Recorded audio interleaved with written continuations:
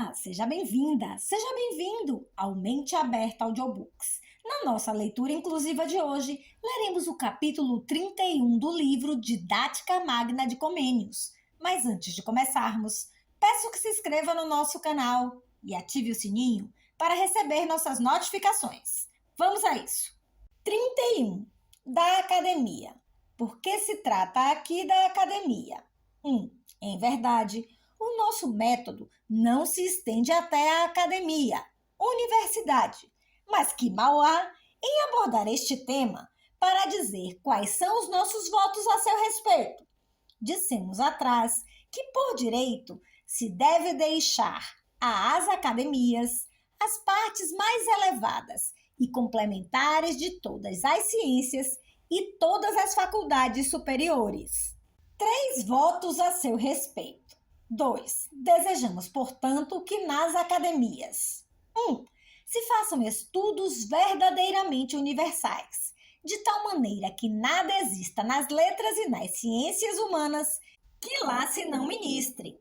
2. Se adotem os métodos mais fáceis e mais seguros para imbuir todos aqueles que as frequentam de uma erudição sólida. 3. Que os cargos públicos não sejam confiados senão àqueles que nelas se prepararam com sucesso e que são dignos e idôneos para que se lhes entregue com segurança o governo das coisas humanas. Vejamos agora, modestamente, o que nos parece exigir cada um destes votos. 1. Que sejam verdadeiramente universidades. 3. Para que os estudos acadêmicos sejam universais, há necessidade de professores de todas as ciências, artes, faculdades e línguas, eruditos e ardorosos, que extraiam de si, como de reservatórios vivos, e comuniquem a todos todas as coisas, e de uma biblioteca seleta dos vários autores e de uso inteiramente comum. 2. Que tenham um método verdadeiramente universal. 4. Os trabalhos da academia prosseguirão mais facilmente e com maior sucesso se, em primeiro lugar, só para lá forem enviados os engenhos mais seletos, a flor dos homens. Os outros enviar-se-ão para a charrua, para as profissões manuais, para o comércio, para que, aliás, nasceram. Onde deve observar-se?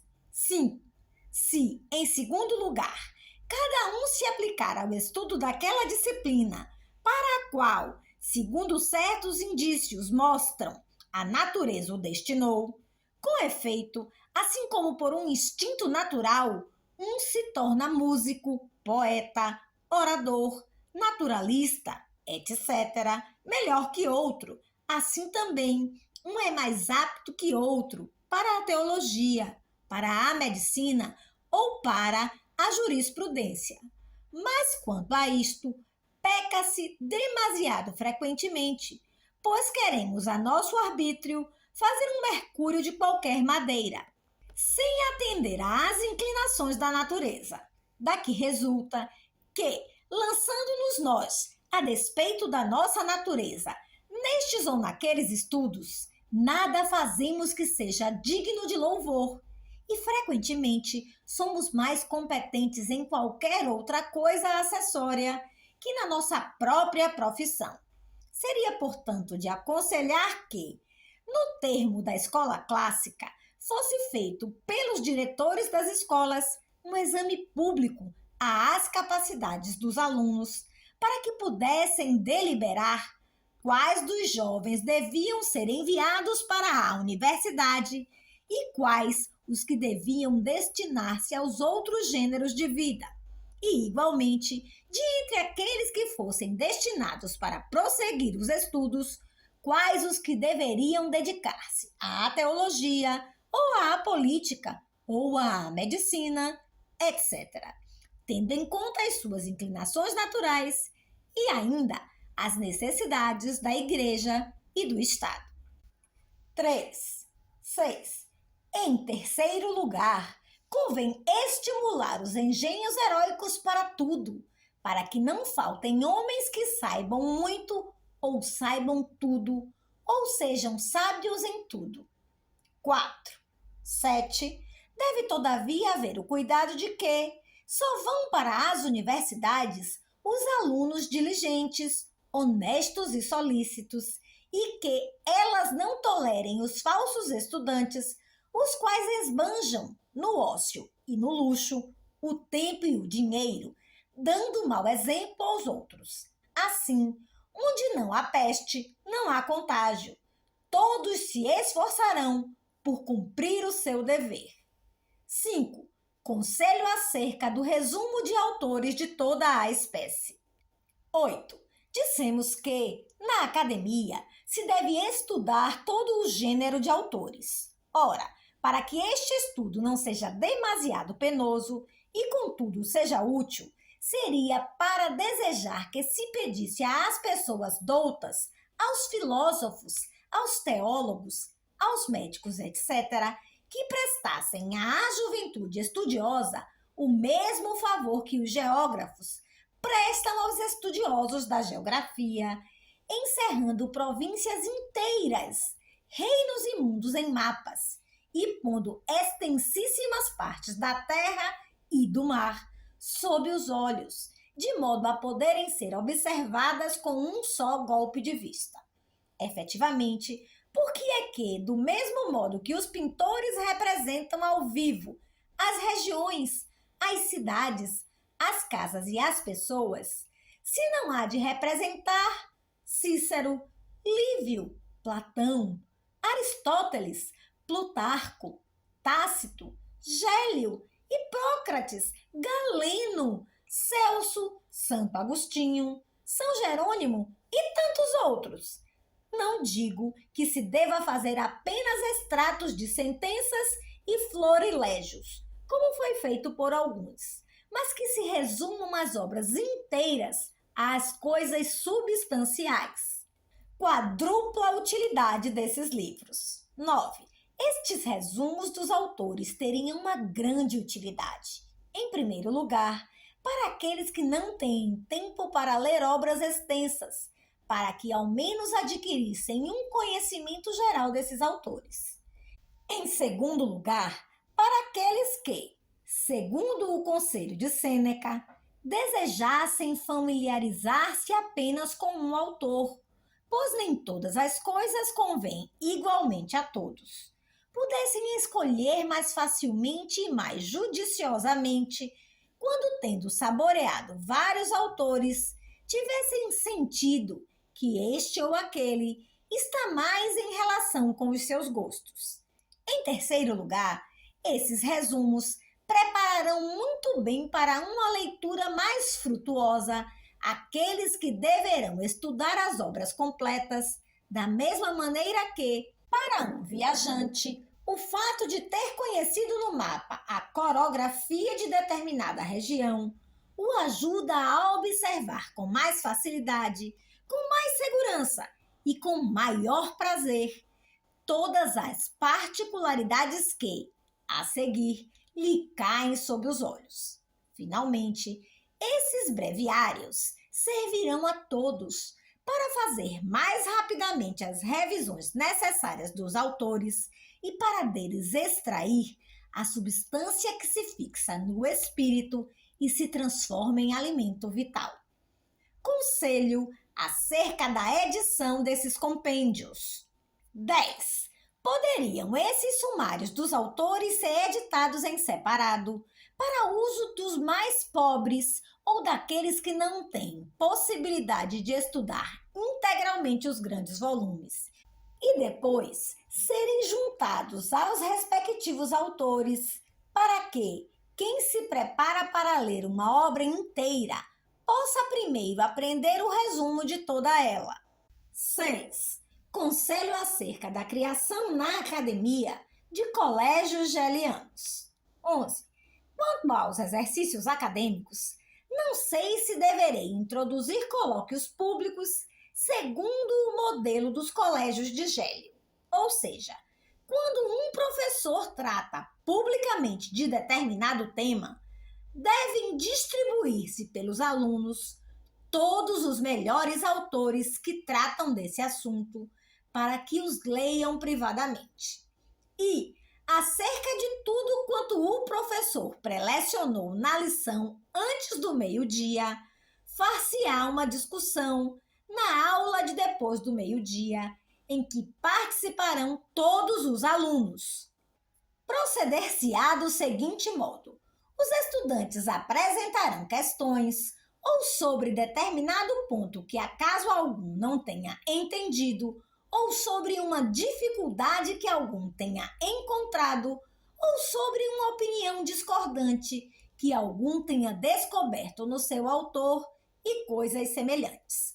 Compete ao professor, como presidente da reunião, dizer quando é que é lícito a determinado aluno, seguindo-se, contudo, uma ordem determinada, responder, e aos outros a seguir, julgar e pronunciar-se sobre se a resposta é satisfatória e, finalmente, terminar a controvérsia. Assim, parece que tudo aquilo que muitos leram se pode juntar num todo, não somente para que aproveite a todos, mas ainda para que tudo se imprima melhor nos espíritos e, consequentemente, todos façam progressos verdadeiramente sólidos na teoria e na prática das ciências. 3. Terceiro voto: não conceder a coroa senão aos vitoriosos. 12. Parece que, a partir destes exercícios coletivos, possa ser satisfeito, sem muita dificuldade, o nosso último voto, e que é também o voto de todas as pessoas de bem. Não sejam admitidos nos cargos públicos, senão aqueles que são dignos. Conseguir-se-á este desiderato, se isso não depender do arbítrio privado de uma ou duas pessoas, mas da consciência e do testemunho público de todos. Por isso, uma vez por ano, do mesmo modo que as escolas dos graus inferiores devem ser visitadas pelos seus diretores, recebam também as academias a visita de inspetores do Estado que procurem conhecer o empenho com que foram feitas todas as coisas, quer da parte dos professores, quer da parte dos alunos. Verificarão aqueles que mais se distinguiram pela sua diligência e, para atestar publicamente o seu valor, conferir-lhes-ão o grau de doutor ou de mestre. Medo da vitória. 13. Se não quer fazer apenas uma paródia, mas autênticas disputas para a colação dos graus acadêmicos, será convenientíssimo que o candidato, ou vários ao mesmo tempo, se coloque sem o seu moderador no meio da sala.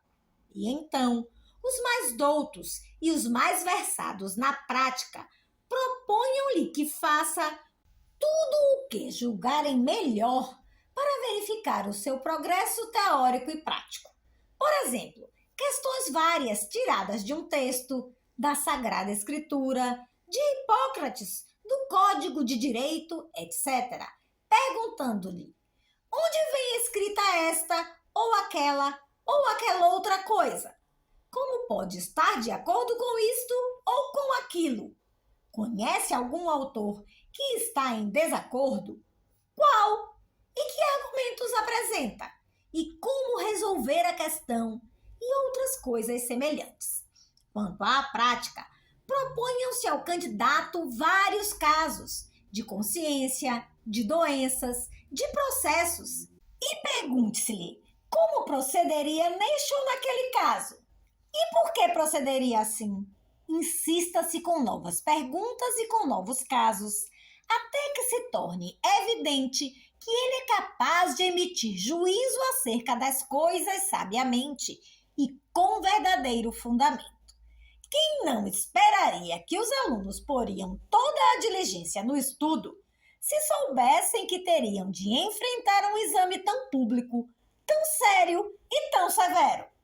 Das viagens. 14. Quando às viagens, a que demos o lugar neste último sexênio ou no fim dele, não é necessária nenhuma advertência, a não ser talvez dizer que nos agrada e está de acordo com os nossos princípios a opinião de Platão, o qual proibia à juventude viajar antes de acalmar a excessiva impetuosidade da idade ardente e antes de adquirir a prudência e a capacidade necessária para viajar. Acerca de uma escola das escolas, qual o seu objetivo e a sua utilidade? 15. E nem sequer é preciso mostrar quão necessária seria uma escola das escolas ou uma sociedade didática, collegium didático, a fundar em qualquer parte, ou se isso não for possível, ao menos entre os eruditos interessados em promover dessa maneira a glória de Deus, mesmo sem uma presença corporal. Os trabalhos desta sociedade devem tender para descobrir cada vez mais os fundamentos das ciências, para depurar e difundir pelo gênero humano, com melhor sucesso, a luz da sabedoria e para fazer sempre prosperar os interesses humanos com novas e utilíssimas invenções. Efetivamente, se não queremos estar sempre agarrados ao mesmo caminho ou até andar para trás, temos de pensar em fazer progredir as boas empresas. Mas, como para isto não basta nem um homem só, nem apenas a vida de um homem, é necessário que muitos homens, juntamente e sucessivamente, continuem a obra começada. Este colégio universal seria para as outras escolas o que o estômago é para os membros do corpo, ou seja, a oficina vital que a todos forneceria suco, vida e força. 16. Mas voltemos àquelas coisas que nos falta ainda dizer acerca das nossas escolas.